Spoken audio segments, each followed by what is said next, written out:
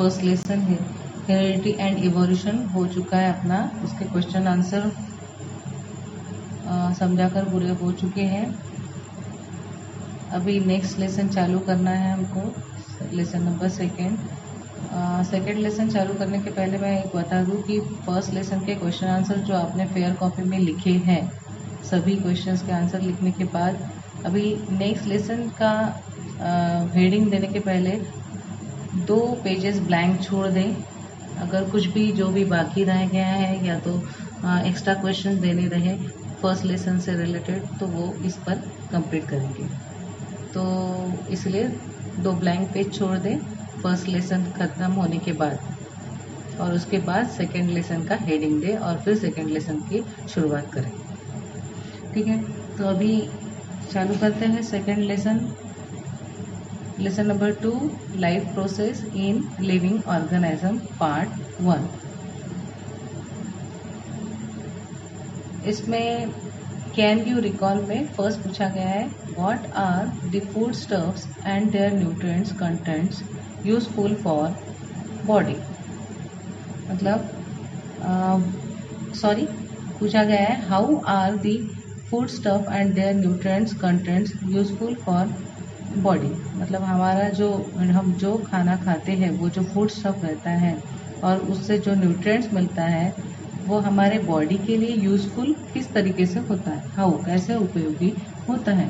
तो ये जो फूड हम डाइजेस्ट करते हैं वो डाइजेस्ट किया हुआ फूड, पहले फूड डाइजेस्ट किया जाता है और बाद में एनर्जी में कन्वर्ट किया जाता है, और उस एनर्जी के मदद से हम हमारे बॉडी के वेरियस फंक्शन करते हैं।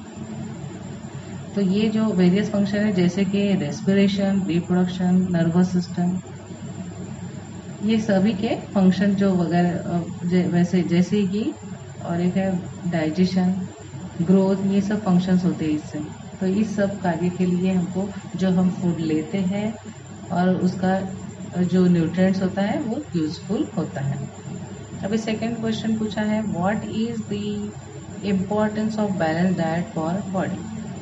हमारे शरीर के लिए बैलेंस डाइट कौन सा होगा, क्या रहेगा।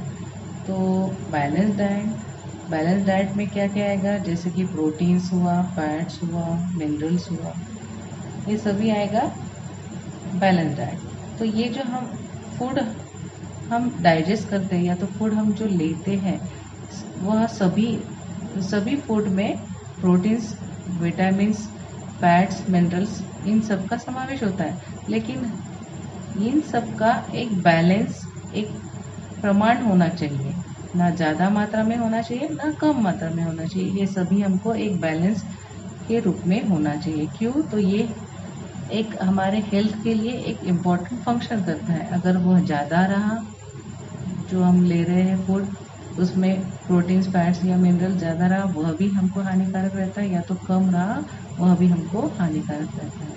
तो ये सब मेन क्यों इसलिए उपयोगी है, तो it is important for health function, इसलिए हमको एक बैलेंस डाइट की ज़रूरत होती है। अभी थर्ड पूछा गया है which different functions are perform by muscles in body. हमारे शरीर के जो मसल्स है उसमें वह कौन से डिफरेंट फंक्शंस दिखाते हैं। तो 3 प्रकार के मसल्स होते हैं हमारे बॉडी में, 3 प्रकार के मसल्स होते हैं। तो एक होता है वॉलंटरी मसल्स, जैसे कि हमको पता है कि 3 प्रकार के मसल्स हैं, तो उसमें से पहला है वॉलंटरी मसल्स। वॉलंटरी मसल मतलब मर्जी से जो होता है, जैसे कि हमको चलना है, चलने की जो क्रिया करनी है तो हम आगे बढ़ते हैं हमारे इच्छा से, या तो हाथ आगे करना है, यह हमारे मर्जी से हम मूवमेंट करते हैं। तो वो यह जो मूवमेंट रहती है ये है वॉलंटरी मसल से होती है। तो ये पहला हुआ। दूसरा है इनवॉलंटरी मसल्स। इनवॉलंटरी मसल मतलब जो हमारे मर्जी से नहीं होता है, जैसे कि स्टमक जो है उसका डाइजेस्टिव फंक्शन जो होता है वो हमारे कंट्रोल में नहीं होता है, ये हुआ इनवॉलंटरी मसल्स। अभी थर्ड है उसमें कार्डियक। अभी कार्डियक में वो जो जन्म से मृत्यु तक चलते रहते हैं, इसलिए ये थर्ड नाम दिया कार्डियक। जन्म से मृत्यु तक जिसका समावेश होता है, जिनका इसमें, वह हो गया कार्डियक मसल्स। ऐसे 3 प्रकार के मसल्स होते हैं। अभी आगे पूछा गया है what is the importance of digestive juices in digestive system. जो डाइजेस्टिव सिस्टम है उसमें डाइजेस्टिव जूसेस का क्या इम्पोर्टेंस होता है। अभी डाइजेस्टिव सिस्टम में डाइजेस्टिव जूसेस का क्या इम्पोर्टेंस रहेगा, तो स्टमच और इंटेस्टाइन, इनमें एंजाइम्स होते हैं। हमारा जो स्टमच है और हमारा जो इंटेस्टाइन है, इसमें क्या होते हैं, एंजाइम्स होते हैं। और ये एंजाइम्स क्या काम करते हैं, तो फूड का कन्वर्शन करते हैं। फूड का कन्वर्शन किस में कर रहे हैं, जैसे कि न्यूट्रिएंट्स में करते हैं, और फिर वह न्यूट्रिएंट्स हमारे बॉडी के लिए काम करता है। ठीक है। और ये जो प्रोसेस होती है कन्वर्शन की, वो कन्वर्शन कैटालिसिस के मदद से होता है और उसका उपयोग कैटालिस्ट करता है। अब ये कैटालिस्ट का मतलब क्या है, तो रिएक्शन फास्ट करने की process, that is a catalyst. तो ये जो डाइजेस्टिव जूसेस होते हैं, इनका यही कार्य होता है कि यह जो भी प्रोसेस होती है डाइजेशन की, वह प्रोसेस पास करने के लिए या तो एज अ कैटलिस्ट इसका उपयोग किया जाता है। तो इसलिए ये डाइजेस्टिव सिस्टम का एक इम्पॉर्टेंट फंक्शन होता है in the process of digestion.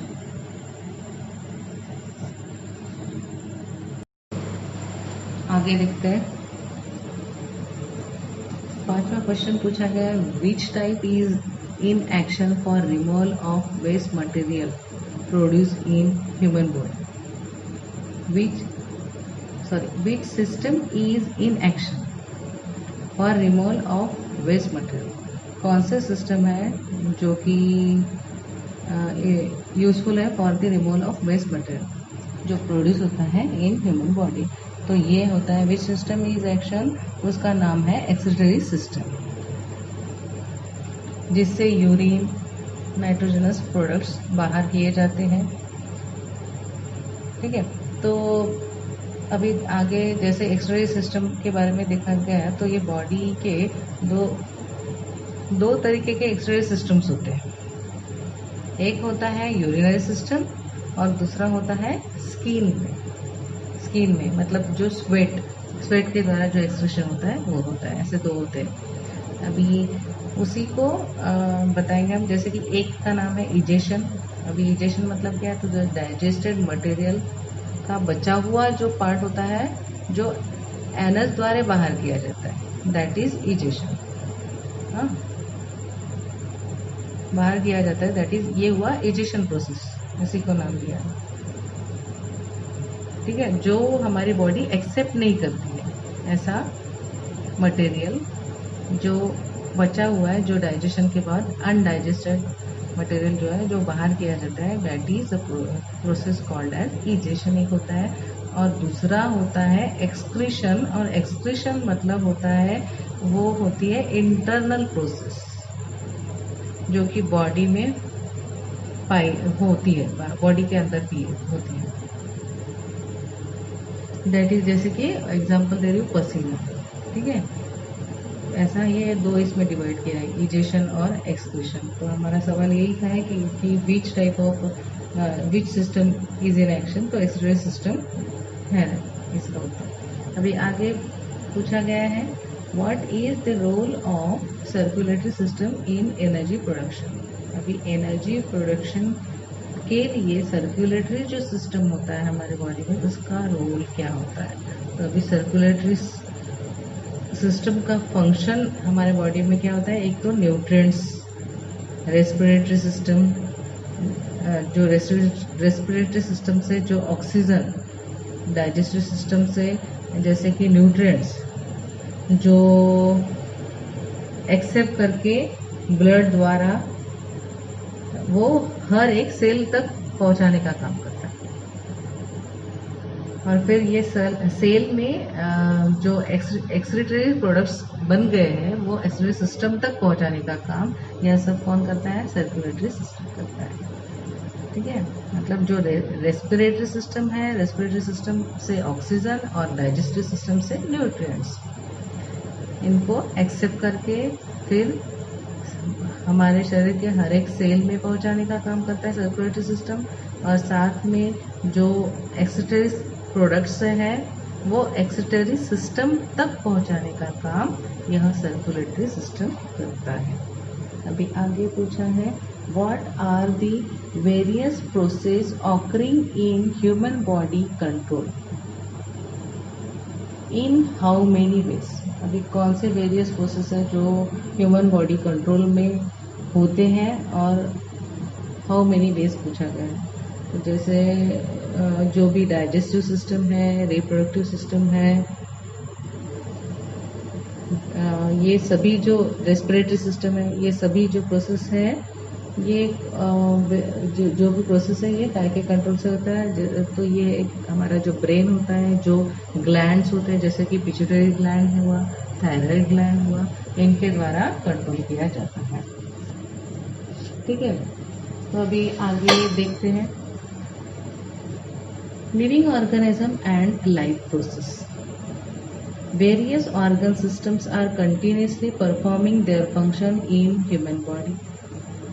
Human body में जो वेरियस ऑर्गन सिस्टम है वो अपना अपना फंक्शंस करते हैं along with the various system.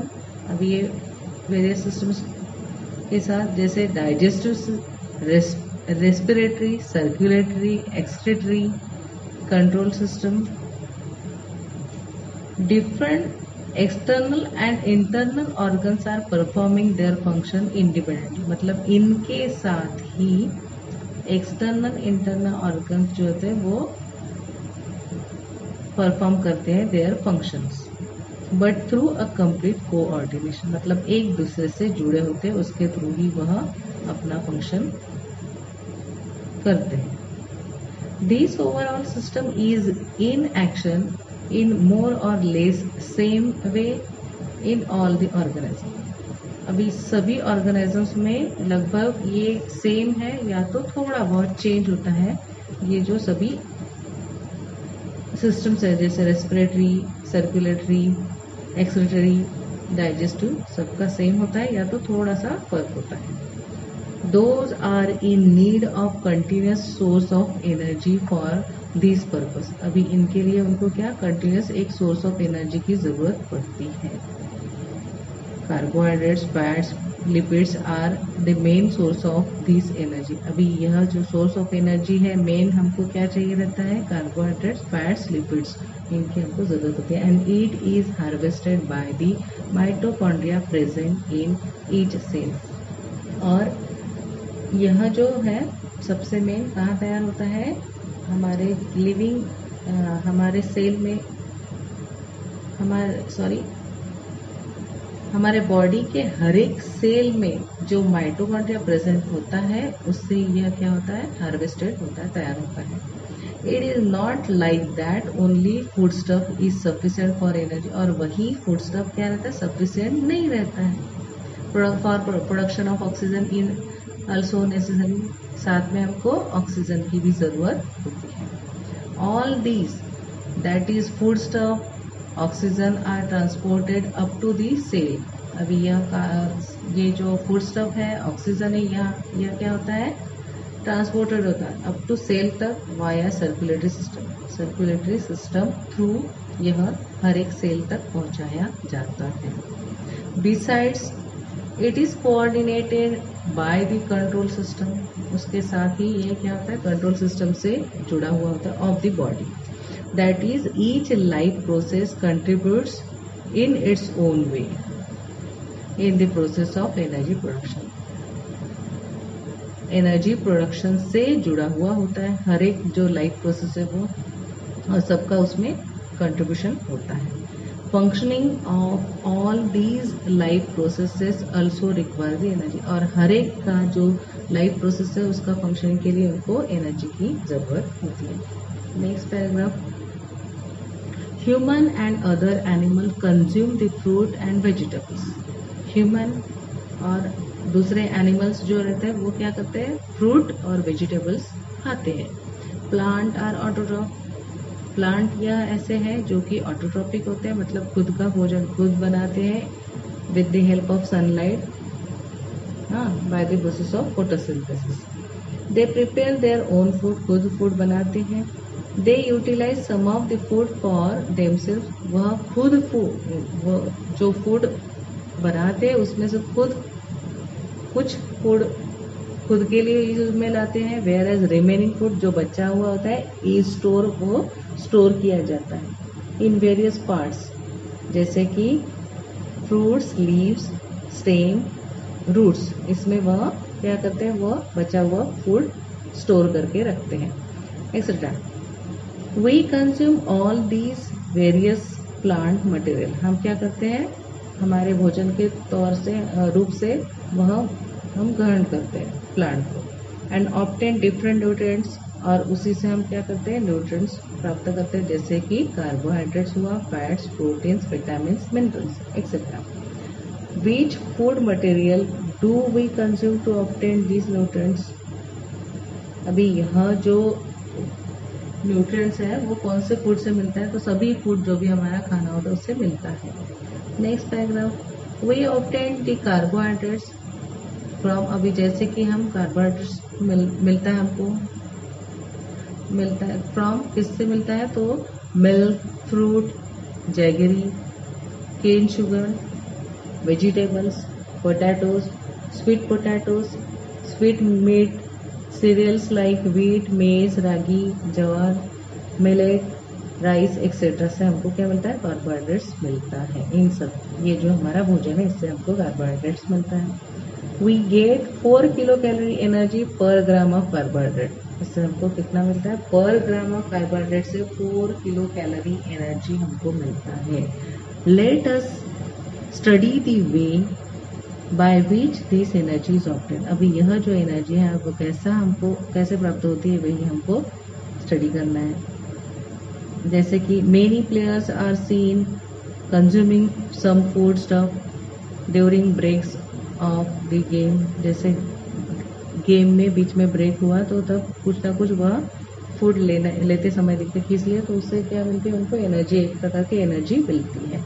Y may be the player consuming these food stuff, तो वो किस लिए, तो एनर्जी मिलने के लिए। आगे, can you recall what is respiration, how does it occur, तो ये रेस्पिरेशन प्रोसेस क्या होती है और वह हमको कहाँ से प्राप्त होती है। तो रेस्पिरेशन जो होता है, एक तो हम क्या करते हैं, एक एक्सटर्नल प्रोसेस होती है, ये इंटरनल प्रोसेस होती है। क्या होता है, जो ऑक्सीजन हम ले रहे हैं बाहर से अंदर की ओर, वह एक प्रोसेस हुआ है, ठीक है, और फिर कार्बन डाइऑक्साइड हम बाहर कर रहे हैं, ठीक है, ये एक प्रोसेस हुआ। तो और साथ में जो ऑक्सीजन अंदर ले रहे हैं वो हमारे शरीर के हर एक पार्ट में, ब्लड में सर्कुलेट हो रहा है, मतलब ब्लड ये ऑक्सीजनेटेड होता है, ये इंटरनल प्रोसेस होगी रेस्पिरेशन की। जो ब्लड के भीतर पहुंच रहा है ऑक्सीजन और जिससे ब्लड प्यूरिफाई हो रहा है, वह हो गई है process, internal process of respiration, ठीक है।